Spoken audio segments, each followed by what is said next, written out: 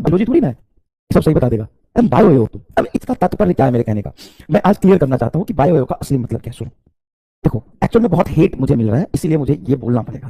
Bio पहले नहीं मिलता था, थोड़ा सा जमाना बदल गया है, लोगों को कुछ नहीं मिल रहा है तो इसी बात पे ट्रोल कर रहे हैं आजकल मुझे। ठीक है, तो आज मुझे क्लियर करना पड़ेगा कि what is the meaning of bio yo. Bio yo what is the meaning of bio yo? घन घोर बायोलॉजी, बायो यो, वायो यो, घनघोर बायो। मतलब मुझे क्लियर करना पड़ेगा एक्चुअल में। I am facing so much hate due to this. पहले नहीं था ऐसा, एक आध 2 साल में बहुत बोलते थे लेकिन ऐसा नहीं था। लेकिन नया ट्रेंड है ना कि भाई अगर कोई आदमी अच्छा कर रहा है तो उसको किस बात पे घेरा जाए, कुछ तो कहीं ना कहीं से ट्रोल करेंगे। ठीक है, तो सुनो, अगर मैं तुम्हें बायो घनघोर बायोलॉजी बेवकूफ बायोलॉजी बोलता हूँ तो इसका क्या मतलब है, मैं स्टैंड अपना क्लियर कर देता हूँ और बाकी सभी लोगों से माफी मांग लेता हूँ जिनको बुरा लगा है।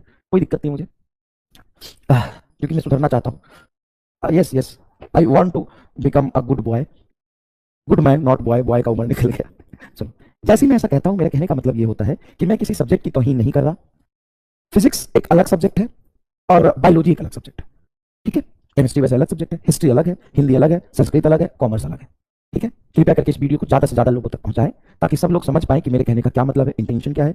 और मैं आज तक ऐसा कभी नहीं बोला कि मैं सब्जेक्ट को बुरा बोल रहा हूँ, कभी बोला ही नहीं, मैंने कभी नहीं बोला कि मैं किसी सब्जेक्ट को बुरा बोल रहा हूँ या किसी टीचर को बुरा बोल रहा हूँ या किसी को मैं टारगेट कर रहा हूँ। कभी भी किसी को बुरा नहीं बोला मैंने। लेकिन हाँ, मैं बोलता हूँ घनघोर बायोलॉजी, अरे ये बायोलॉजी बुद्धि, ये जरूर मैं बोलता हूँ। तो इसका क्या मतलब होता है सुनो, बस 2 मिनट लूंगा, ज्यादा समय भी नहीं लूंगा, सिर्फ 2 मिनट लूंगा, बोलना जरूरी है।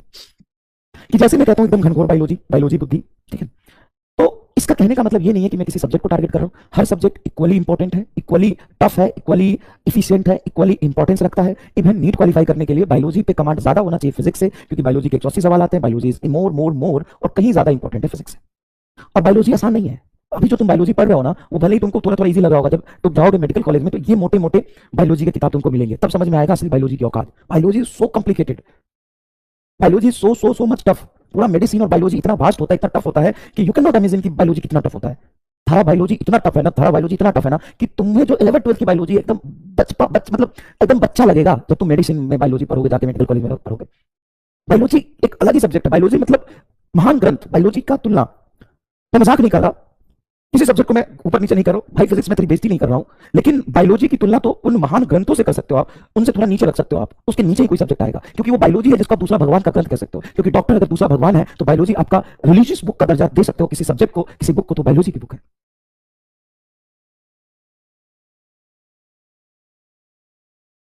मजाक नहीं कर रहा हूं। अगर आप किसी बुक को, मतलब जो रिलीजियस लिटरेचर होता है, उसके अगर नीचे रख सकते हो किसी बुक को, तो बायोलॉजी की बुक है। क्योंकि अगर डॉक्टर दूसरा भगवान है तो बायोलॉजी सब्जेक्ट, मतलब महान ग्रंथ, गीता, कुरान, बाइबल, इन सब के बाद किसी का नंबर आ सकता है, किसी सब्जेक्ट का नंबर आ सकता है, तो बायोलॉजी है। ठीक है, एंड बायोलॉजी पढ़ने वाले डॉक्टर महान डॉक्टर होते हैं, भगवान का दूसरा रूप। बहुत संघर्ष करने के बाद वहां पहुंचते, बहुत आसान नहीं है। आप 5 बीटा खोल लो, कल से पैसा कमाना शुरू कर दोगे। अब तुम कहीं को नौकरी ज्वाइन कर लो, इंजीनियर बन जाओ, 4 साल में तुम्हारा जॉब लग जाएगा। लेकिन डॉक्टर नहीं, 5 साल एमबीबीएस करने के बाद भी ना पीजी का एंट्रेंस देना पड़ता है।